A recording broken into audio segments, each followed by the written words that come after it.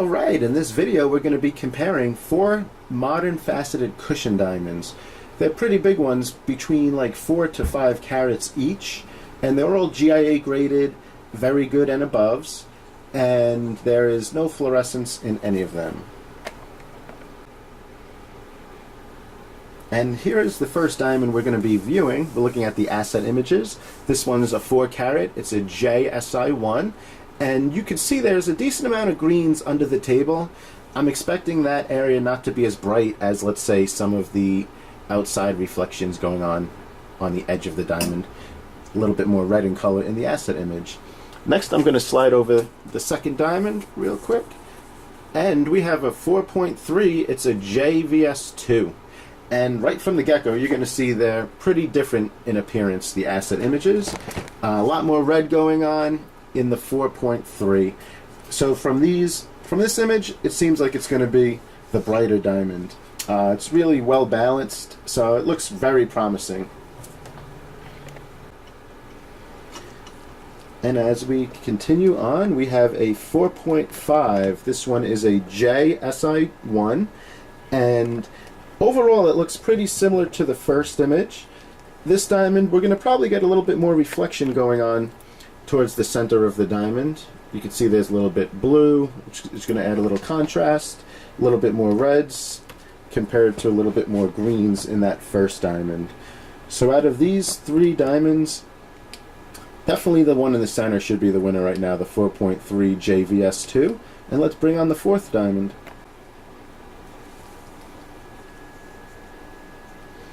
Alright, here we go. This one is a 5 carat JVS2, and there's a lot of red going on underneath. That's all light return compared to light leakage. And out of these 2 diamonds, I would say the one on the right should be the winner. The more red in the asset image, the more intense and powerful the light return. That's usually how it works from the head-on view. And let me just zoom out a little bit. And here you can see all 4 diamonds. So, you know, the number 2 and number 4 really look promising. Number 1 and 3, you know, probably not so much. We're going to take a closer look at them. Let's look at the actual real diamonds now.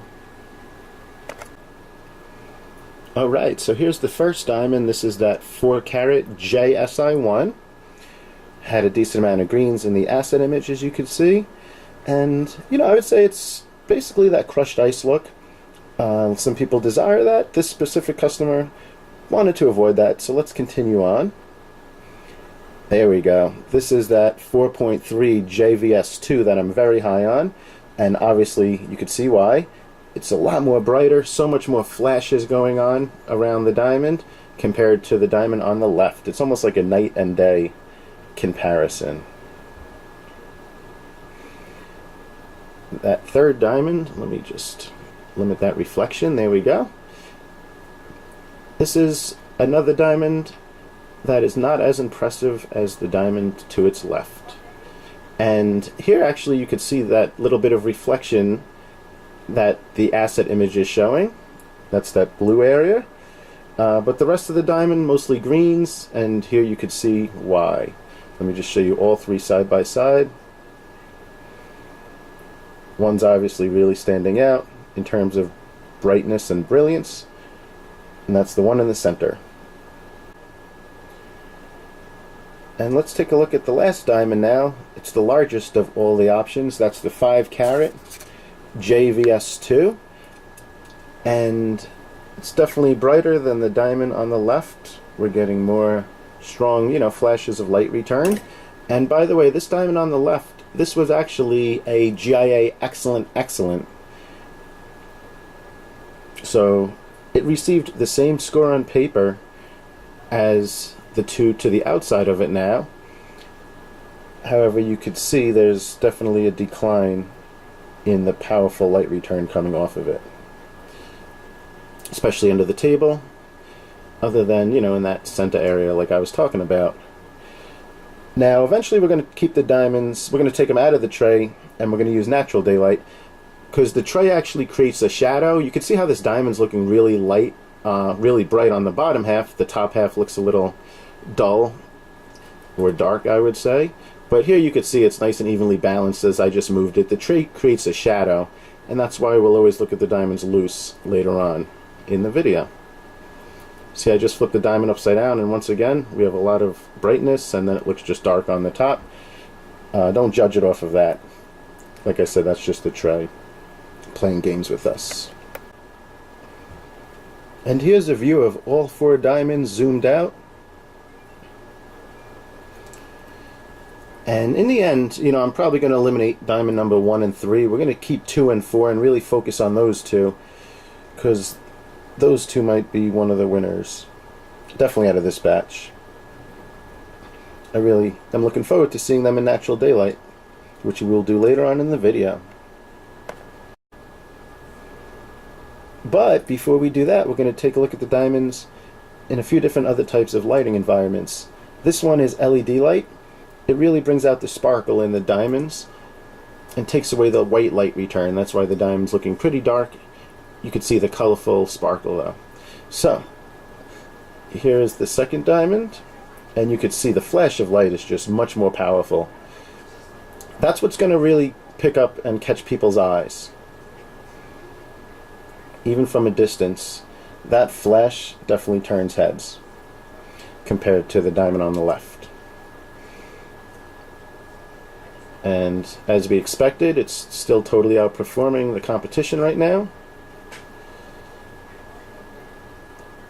And then, let's go here. And the diamond on the right now, the 4th diamond, has some good, powerful flash of light. This diamond has it in those few areas I was telling you about. This one's a little bit more across the board.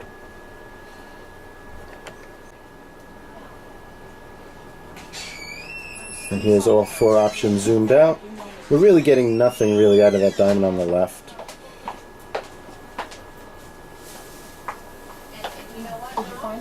And the second one to the right isn't that far from it. Alright, now we're looking at the diamonds using artificial sunlight or intense spotlighting. And here's diamond number 1, diamond number 2. Once again, like night and day. It's pretty obvious.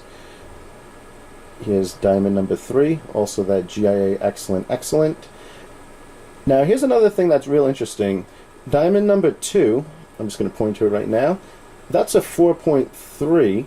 This one's a 4.5. However, this diamond number 2 looks a lot larger. So just keep that in mind as well. I really like the size of this diamond. And then, let's bring the last diamond into the scene. That's the 5-carat JVS2. That's the largest options of all of them. And like I said, once the diamond's loose or in an engagement ring, you see how it's lighting up on the bottom half? The whole diamond should light up, as we will soon see.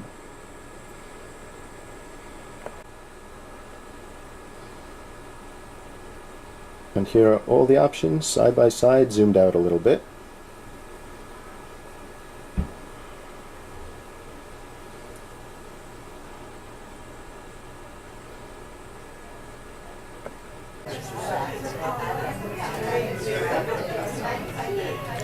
Alright, so here's that first and second diamond. The first one, that's the 4-carat J, and the second one's the 4.3. And, you know, this is, now we're getting to the point where we could probably just start eliminating the duds and just keep the 2 that could be the contenders. So I'm just going to pull this diamond out. It's obvious why I'm doing that. Along with the other one, that was the 4.5. We're not going to view that one anymore either. Let me pull the 2 good ones in to the scene.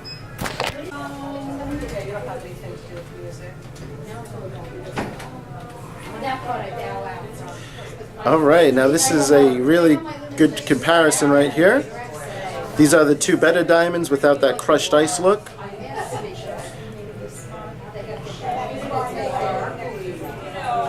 And from here, it really comes down to personal preference. You know, one has a slight size advantage. The other one might have a slightly better cut quality. But beauty is also in the eyes of the beholder, so I'm going to leave that to you guys.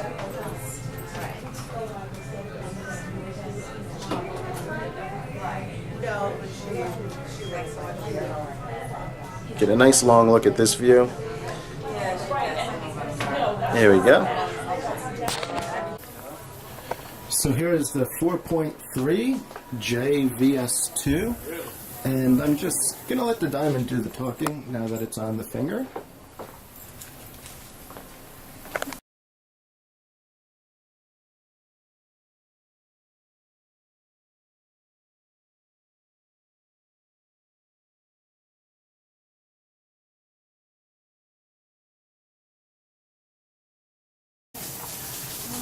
And this is the 5-carat JVS2.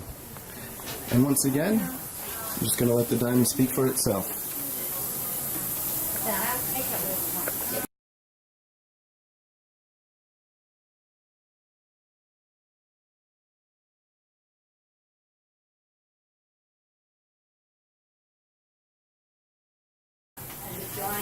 And in this final view, we have both diamonds side by side, once again.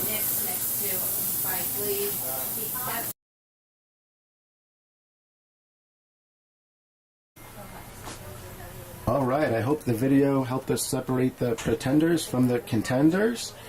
And thanks for watching. Have a great day.